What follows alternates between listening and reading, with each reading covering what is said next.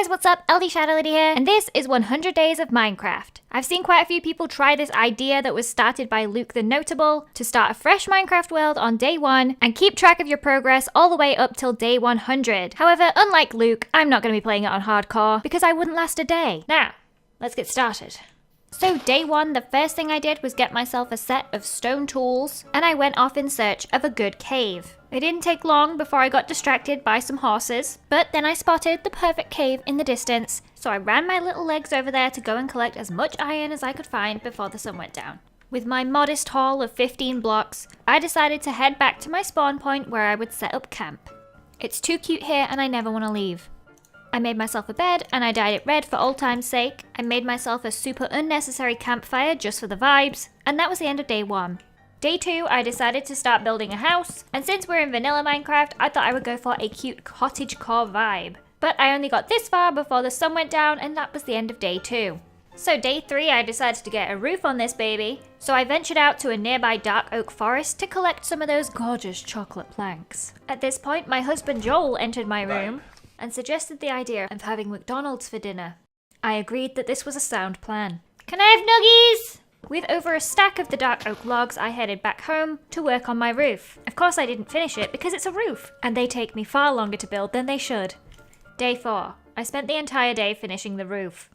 On day 5, I put the finishing touches on the exterior of the house, and I started building a second floor. Unfortunately, progress was a little slow today on account of me pigging out on my McDonald's. On day 6, I finished the basic interior, so now it's ready for all my decorations and collections. And I go to sleep in my basic red bed for the last time because I decided then and there that tomorrow I'm making a bunk bed. And on the 7th day, Lizzie said, "Let there be bunk beds." I spent a good part of this day deciding what colour bunk beds to get and finding the wool, and then I stumbled across a bee! And it was so adorable I just had to lure it home with me so he could sample my flowers. I turned away for 5 seconds to make myself a bunk bed, and when I came back, the bee was gone. But the impact he made on my life will last forever, because he inspired me to create a cottage garden. So I got it started by placing these leafy growths all over my walls and my roof. And what do you know? That was the end of day 7. On day 8, I continued fulfilling my cottagecore dreams and fenced off a little cottage garden. I made a cute little path up to the door.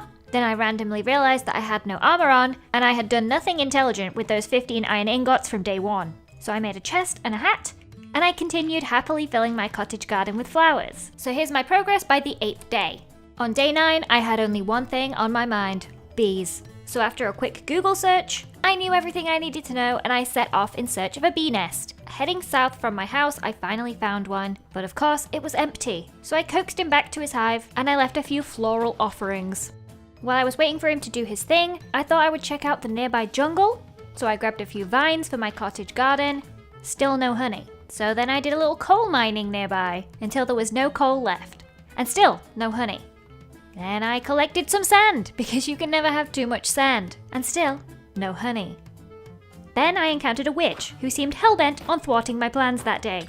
She poisoned me for 40 seconds, and I nearly died. But the good news is there was honey now, so I smoked out the hive so as not to cause distress to the bee while I harvested the honeycomb. 3 is all I needed to make a hive of my own, so I excitedly ran home in the complete darkness. And that, my friends, was day 9. On day 10, I crafted my beehive, and I found a couple of bees to bring home. I gave them some flowers, and I was shook when a baby popped out. But now I have a cute little bee family living in my beehive. So then I ate my last piece of food, and I realized I should probably start a farm. I thought this hilltop location beside my house would be quite nice, but to start a farm up there I would need a bucket. I popped down into the caves just below my house to grab some iron, and I encountered my very first death.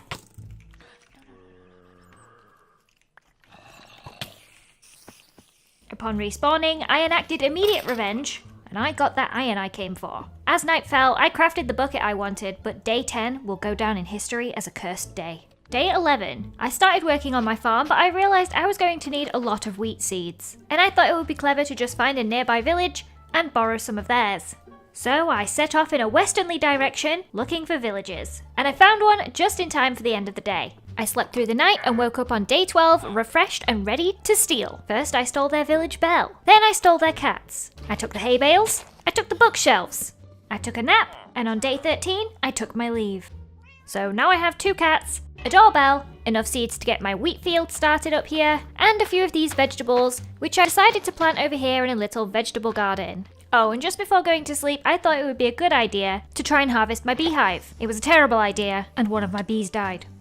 So day 13, unlucky for some, especially that bee. So day 14 begins and I decide to work on my vegetable garden. Being such a completionist means that I want to have one of every single vegetable, so I expanded my farm a little, planted some pumpkins, and I realized I need to go find some melon seeds and some beetroot seeds. I ran off to the nearby jungle and I found melon seeds easily enough. I checked the village from the day before and nobody had even heard of beetroot. So I went off into the sunrise of day 15 in search of another village, a better village. I found a tiger village just before nightfall, so I kicked this man out of his bed and stole it for the night. So day 16 begins, and I start looking around only to realize these people don't know what beetroots are either. They do, however, have these delicious sweet berries, which I will steal for my cottage garden. So I run off once again in search of another village, looking for beetroot. Eventually I found this plains village and I started harassing the villagers, but they wouldn't give up the goods. It was at this point that I realized that somehow I had picked up beetroot seeds on my adventures already, and they were in fact sitting in my inventory. And then I realized I had no idea where I was anymore, and I was very, very far away from home. My only option was to run towards 0-0 and hope that was where I spawned. After a while, I stumbled into this flower forest and it was magical. The flowers just went on, and I was so happy. And then the sun went down, and I was so scared. But eventually I saw the glow of my cottage through the foliage, and I was home again. So a 3-day adventure for beetroot seeds, and it turns out I actually acquired them on day 1 without realizing. On day 17, the first thing I did is plant my precious beetroot seeds, and then I planted the sweet berries in rows beside my vegetable garden in the hopes that it will look really cute when it's all grown in. So while I waited for everything to grow, I moved inside to do some decorating. I started with some bookshelves up in my bedroom, and then I thought it would be a good idea to make a fireplace. And I want it to be fancy, so of course I'm using brick, and it took forever. In fact, I spent the whole day making this fireplace, and I stayed up almost all night finishing it. But the result is adorable. On day 18, I decided to go mining, because despite living in this world for so long already, I still don't have a diamond. So I found a nice looking cave, and it was a dead end. So then I staircased down until I found something. Eventually, I found this really cool underground lava lake, and I decided this would be a perfectly safe place to sleep. So we roll over to day 19, and it's time to mine. I found 2 veins of diamonds, giving me a total of 11, and I found a couple of stacks of iron. So at the end of the day, I went back up to the surface and headed back home. So on day 20, it's time to start using all those diamonds we collected, and I have a little tradition to frame my first diamond. So I made an item frame and I displayed it up on the wall. Then I made myself an enchanting table so I could make my first diamond pickaxe and get my first ever enchantment. Then I realized my wheat field has grown, so I can start taming some farm animals. First I wanted a chicken, so I found this one drowning in a hole, and I rescued him, and now he lives in my garden. And that's the end of day 20. On day 21, I found a nice area just beyond the wheat field, and I decided to build a pig pen. But it started getting dark and I still hadn't finished yet, so on day 22, I finished the pig pen, lured in some pigs, and they love it. Day 23, I decided to build a bridge from my side of the river over to the birch forest, so I spent the day terraforming the area and getting the structural supports in place. The next day I started construction on the bridge using extinguished campfires for this rural log bridge style. It took me a lot longer than I was expecting, but the bridge was finally done. The next day I decided to head out in search of a swamp so that I could kill some slimes, as I wanted to add these support ropes to my bridge like the reference image. It didn't take long to find a swamp, so I just waited until nighttime for all the slimes to spawn. However, no slimes spawned. The next day, I built this stupid contraption that I thought would make slimes spawn, but it didn't work. Then I realized I could just use the world seed to find out where the slime chunks are. So I just left the swamp empty-handed to hunt down slimes a little closer to home. I arose on the 28th day to discover that there was a slime chunk right next to my house. And so I spent that day digging out a huge area where slimes could spawn. The next day I waited eagerly to see if a slime would actually spawn, and nothing. Yep, still no slime. Until finally, the smallest little slime sprung forth and I killed him. But he didn't just give me a slime ball, he gave me hope. On day 30, I automated the slime farm with this campfire contraption, and I enlisted the help of an iron golem to lure the slimes to their death. There are hoppers beneath the campfires that should collect any slime balls, so now I don't have to kill them myself. Day 31 was like Christmas because I went down to check on my slime farm and there was some slime balls waiting for me, which meant I could finally finish my bridge. I decided to use some of my homebred pigs to hold one end of the rope, and it was a horrible, terrible mistake. This bridge looks so silly, oh my gosh, but I decided to finish it anyway, and this is what it looked like by the end of the day. So I went to sleep, truly defeated. But on day 32, I had a plan. I covered up those pesky pigs so you couldn't see them anymore, and I marched myself off to the flower forest, and I picked flowers until the sun came down. Literally. And I finally made it back home safely, only to discover that there was a creeper in my bedroom. So I narrowly avoided that catastrophe and moved on to day 33, which I spent planting flowers on the other side of the river in an attempt to distract the eye from my weird bridge. Day 34, I woke up and I looked at my advancements and I thought, I haven't done anything. The Nether exists and I haven't been there. I spent the whole day mining obsidian and I built my Nether portal across the bridge. I made my first ever diamond sword, I enchanted it, and I hopped into the portal. And where I popped out is quite possibly the worst Nether spawn I have ever seen. When I finally made it down to the ground, I had a little wander around and I decided that I hated it. The only good thing about the Nether was these shroom lights, which are really cute. Then I found myself just drawn to this ugly biome in the distance and I had to get over there. When I got there, I didn't know what any of the blocks were, so I started breaking them to see what they were called, and I'm so embarrassed by what followed. When I went to retrieve my things, I realized the only things missing was my diamond sword and my shroom lights. Several ghasts spawned and made it very clear they didn't want me there anymore, so I just left. Didn't like it in there anyway. On day 36, I cleared out a piece of land near my hilltop farm. Then I spent day 37 fiddling around trying to build this moon out of birch planks. And on day 38, I built a barn around the moon. I call it the moon barn. On day 39, I finished the outside of the barn. On day 40, I opened up the barn and created some paddocks on either side. The next day, I wanted to make it more realistic, so I replaced all the grass inside the barn with mud and dirt. And I went and tamed some cows. They were extra annoying because they hated the bridge even more than I did and they refused to walk across it. But I eventually got them settled in the barn. On day 42, I filled the other side of the barn with sheep and I started dyeing them rainbow colours. So on day 43, I woke up and realised I had no iron, no diamonds, no coal left. So I went down into the caves and I found myself a stack of iron. But that wasn't enough, so on day 44, I went back underground, strip mining this time, until I broke into a ravine where I found these 2 diamonds. On day 45, I needed a break from the caves, so I crafted some cute little lanterns to decorate with, and I started working on the paths between all my buildings. It took me another day to finish them, but I was really happy with how they turned out. On day 47, I did something a bit different on the other side of the river. I made a leafy path instead, and when that was done, I realized there was an ugly cliff behind the Nether portal, so I put a cute little waterfall there instead and lit it up with a lantern. Day 48, I checked my slime farm and there were 27 slime balls waiting for me. When I got home, I realized I didn't even have anywhere to put them. My chests were all so messy, so I started organizing. And on day 49, I continued organizing until my house was finally tidy.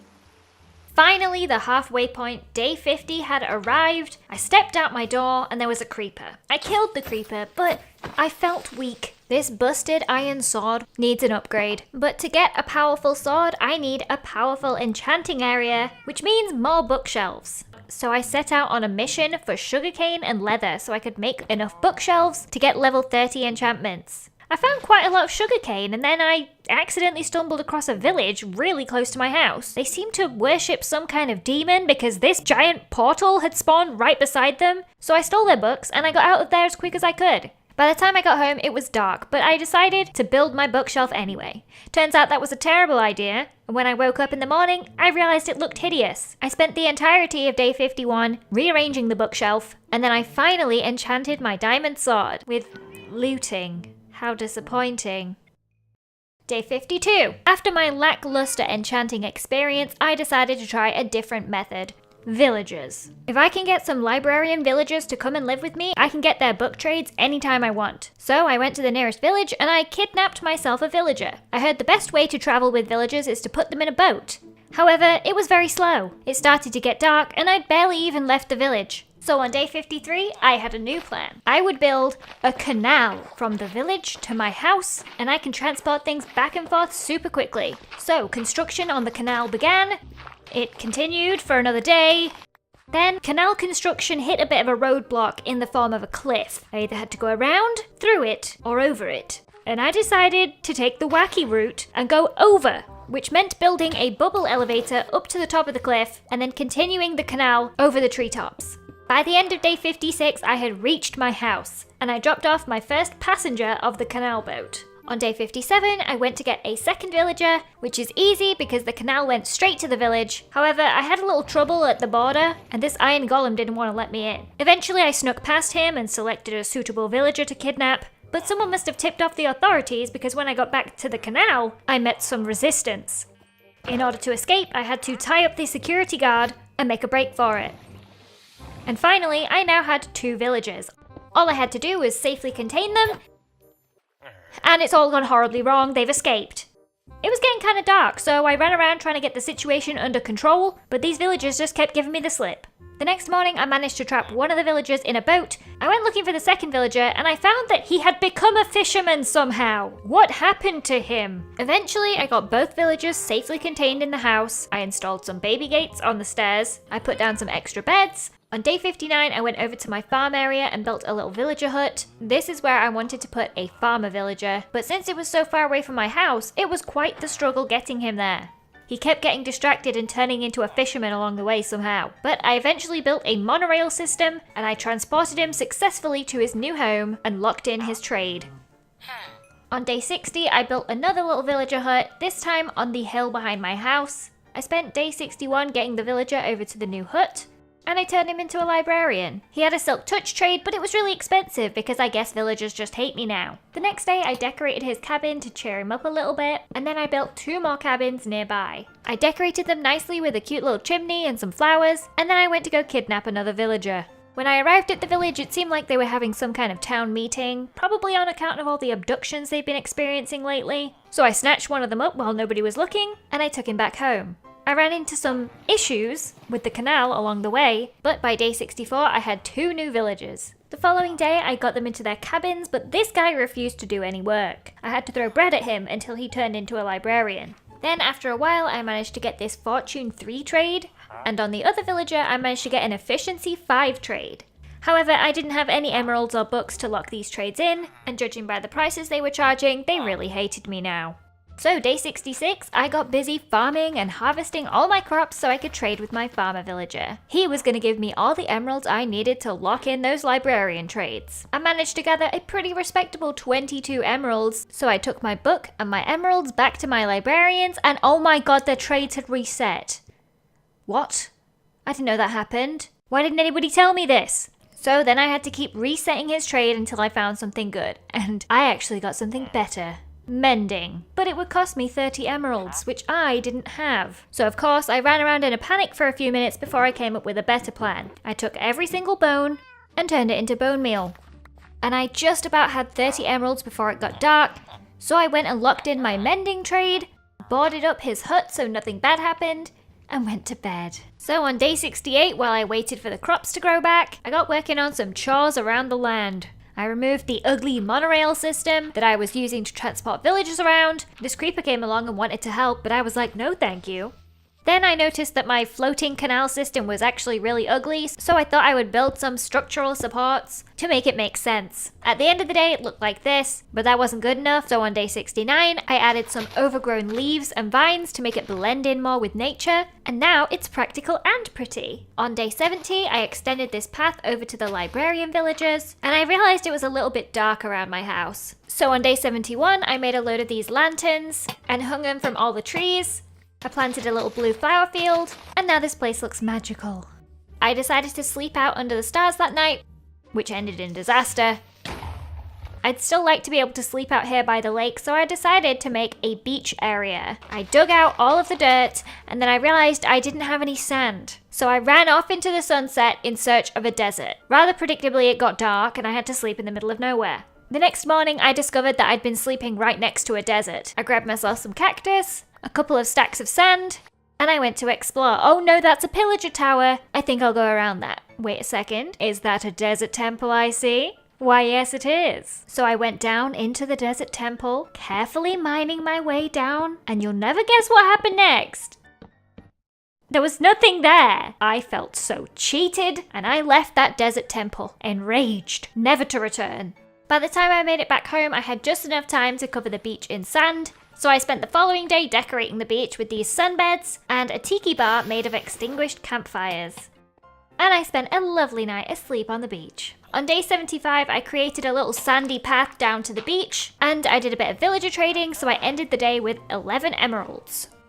On day 76, I spent the entire day refreshing the trades on this villager to get some good ones. Maybe efficiency or fortune. But what's this? Silk Touch for 8 diamonds? It was such a bargain I couldn't resist. So I locked in his Silk Touch trade and I moved on to the next villager.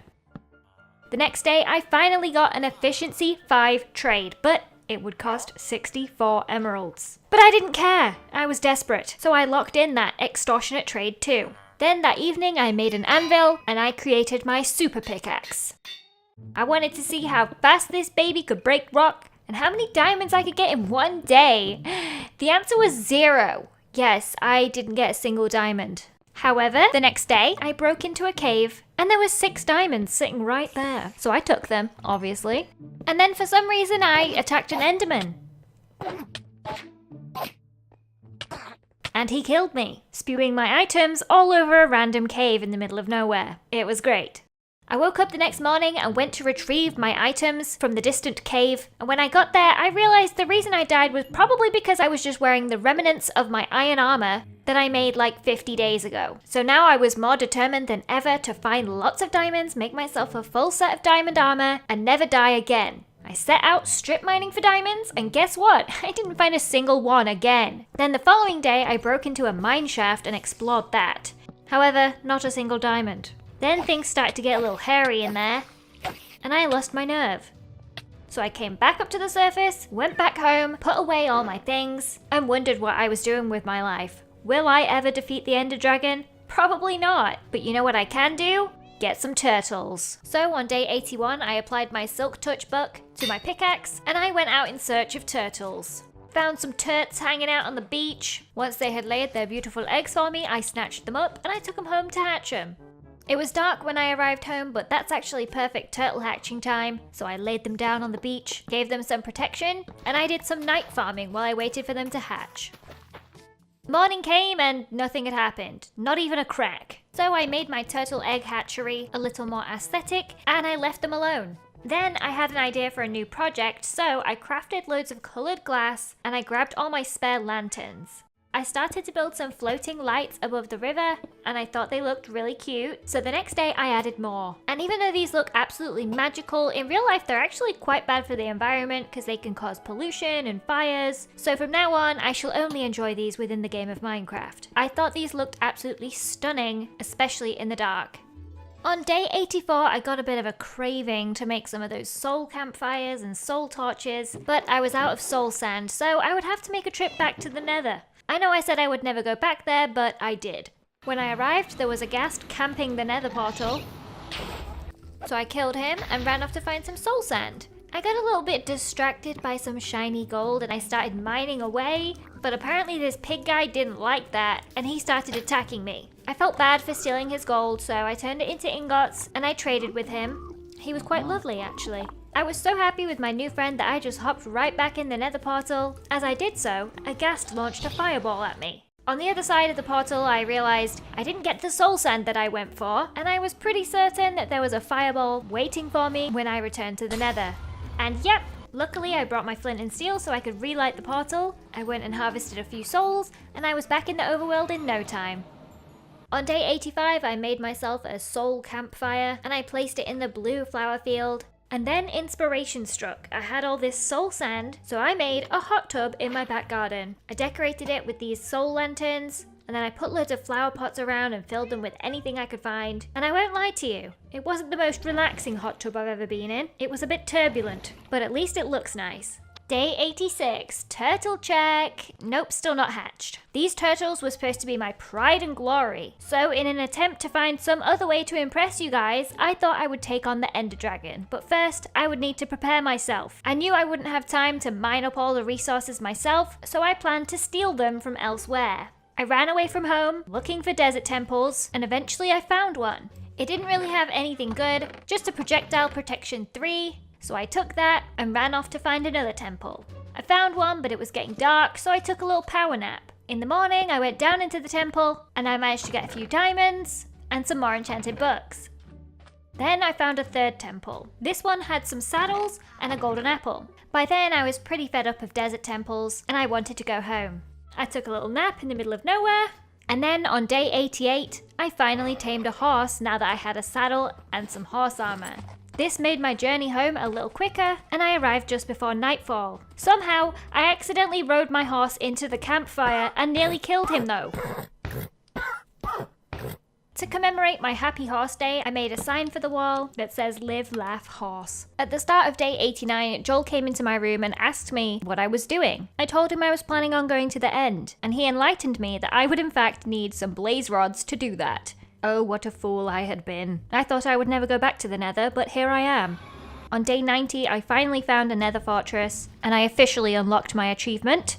On day 91, I saw a blaze spawner in the distance, and I went in for the kill. But there were far too many blaze there, so I turned right back around and I ran away. I tried to run home, but then I realized my path back to the portal was blocked by magma cubes.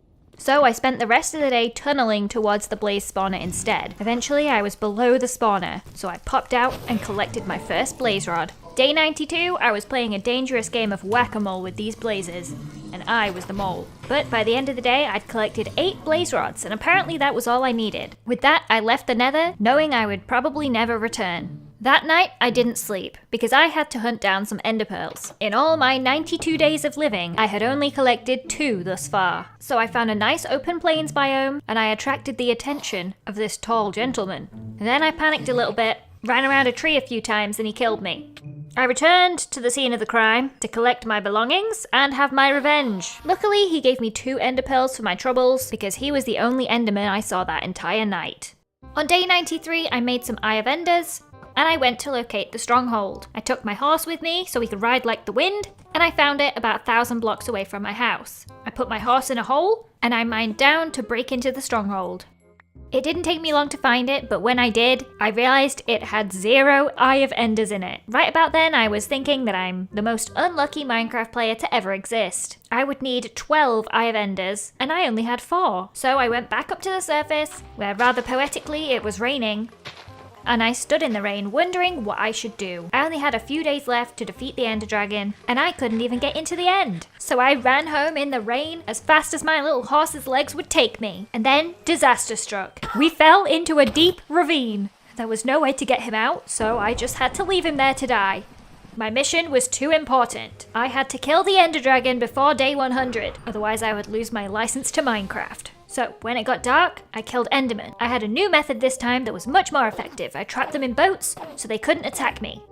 By night, I would hunt them on the plains. By day, I would hunt them in the mines. I even found a couple of diamonds while I was down there too. And finally, on day 95, I had all the ender pearls I needed. So I went home and started making my final preparations. I upgraded some of my iron armor to diamond, and now I just needed to enchant it. So I did everything I could to get my level as high as possible, killing cows, trading with villagers, and hunting mobs, until finally I had some pretty good enchantments, lots of protection, and most importantly, feather falling on my boots. So on day 97, I was ready. I packed my bags, I carved a pumpkin just in case, and I went back to the end portal. I jumped in knowing this was my one and only chance to kill the Ender Dragon. When I arrived, I got to work. I knew I had to destroy those beacon thingies, so that's what I started doing. I definitely wasn't doing it right though, because I kept getting knocked off my pillars, and if I didn't have feather falling on my boots, I would be dead.